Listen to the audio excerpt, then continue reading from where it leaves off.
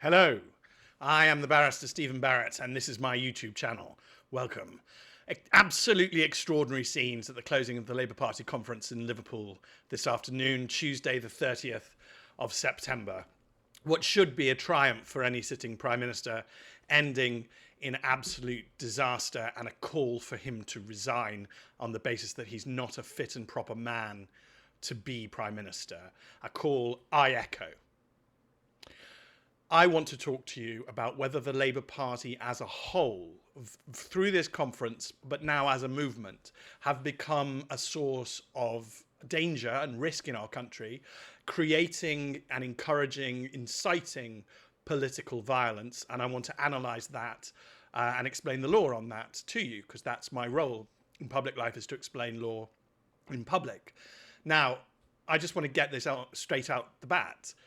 The relevant police force is Merseyside Police, and I'm calling on Merseyside Police to begin an investigation now. Keir Starmer described Nigel Farage's policies as racist. He then went on to say he doesn't love his country. He says he will fight you with everything we have because you are the enemy. This is the othering of people. This is encouragement. This is incitement to violence. Now, there was then a line was crossed, because obviously when a Labour politician does a stupid thing, obviously the other Labour politicians then double down and desperately trying to defend him because they're a cult. And David Lammy went on national television to falsely, he must have known falsely, because the Hitler Youth died in 1945 and Nigel Farage wasn't born until 1964, but he'd wrongly linked Nigel Farage to the Hitler Youth. This is not silly. This is not funny. This is not accidental. This is the othering of your political opponent and the encouraging of political violence. We used to be a serious country in which people of different and opposing political views could get on, and that's what we need to be again. The Labour Party is actively preventing that, and I think it's quite possibly crossed the line into criminality in so doing. At the very least, it needs an investigation by Merseyside Police. These matters must be taken seriously. It is not flippant to simply say that Nigel Farage is connected to the Hitler Youth when he is patently not. And I'm not a member of Reform, and I'm not a public supporter of Nigel Farage, or indeed of anyone at the moment. I'm a lawyer, but we must have standards, we must have lines, we must have basic decency. We lost the Labour MP Joe Cox to political violence. We lost the Conservative MP David Amess to political violence. We cannot pretend that the risk of political violence is not serious. There is a serious threat. Nigel Farage has been assaulted multiple times. We cannot laugh this off anymore. And his supporters, those who canvass for him, those who canvass for Labour, everybody has a right to be safe in our country. And I want to emphasise that, and that's where we as a nation must get back to. We're only going to do so if Merseyside Police treat this seriously and don't just brush it under the rug. And I note with some fear that Merseyside has a Labour mayor who will presumably be Police and Crime Commissioner. And I note it is a strong Labour supporting area.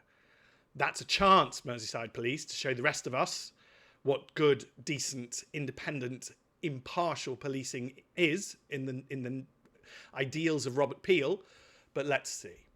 Now, for those of you who wish to understand the law, I'm very old, so I still call it incitement to violence, because when I was a young man and I was taught criminal law, as everybody is in their first term, I was taught incitement as what we call an inchoate offence. That means an offence that hasn't occurred yet. It's now actually called encouraging or assisting a crime, and has been since the Serious Crime Act 2007. You can prosecute this offence even if somebody hasn't been attacked yet. And that's a really good thing, because we don't want to have to sit around going, oh, well, Nigel's not actually been attacked yet, we don't have to do anything. So an investigation into this can begin now, and I think should begin now. It can be met by a test of recklessness. It doesn't have to mean that Keir Starmer or David Lammy actively wanted Nigel or anybody else to be hurt. But the language they are using about their political opponents gets here. Will it get over the line here? I think that's doubtful. But as a police force, they should begin investigating the most serious offences, and they should investigate encouraging or assisting a crime in English law, and the crime would be serious physical violence and the violence offences which the police will know. If it doesn't make it to that level, nonetheless, we have seen a number of individuals in our society prosecuted for far less speech, if we're perfectly honest. And those same speech laws do apply to Labour MPs. We cannot have two-tier. We cannot have this belief that Labour MPs are somehow immune from scrutiny. And so the starting point is probably Section 4 of the 1986 Public Order Act. Does it get there? Has the language that was used is threatening, abusive, or insulting. Of course it's threatening, abusive, or insulting to say these things. Of course it is. Is there an intent to cause the person to believe that immediately unlawful violence will be used? Well, Nigel had to respond immediately and very clearly, genuinely fears threat, and has a reason to genuinely fear threat. He's not some shrinking violet. He's been assaulted multiple times. He has a security detail. He lives under serious threat. So I think Section 4 of the Public Order Act 1986 really needs to be looked at. If that one doesn't apply, then I think we need to look at Section 4A of the Public Order Act, because I think that these are insulting words and behaviour. They are designed to cause, Nigel, harassment, alarm or distress, and Reform members harassment, alarm or distress. That is clearly unacceptable, and I think that that should be looked at. And harassment, alarm and distress, just so that Merseyside Police know, is contained in Section 5 of that Act. That's the definition there.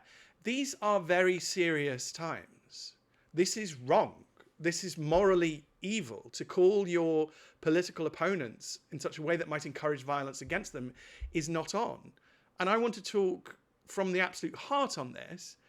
I want our country to go back to being a decent country. I think all of us do. It's ironically what the Prime Minister was talking about. But no one is sowing more division than he who incites violence against his political opponents. He who others his fellow man.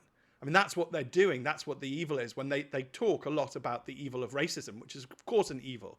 Although I'd never fear it, particularly because it's such an obviously stupid evil. It's so obviously stupid to believe that human beings are good or bad based on skin pigmentation. That's just nonsense. But it is a form of evil because it others the person of the other skin pigmentation. I actually refuse to call it race. We're one race. We're Homo sapiens. We're all in this together.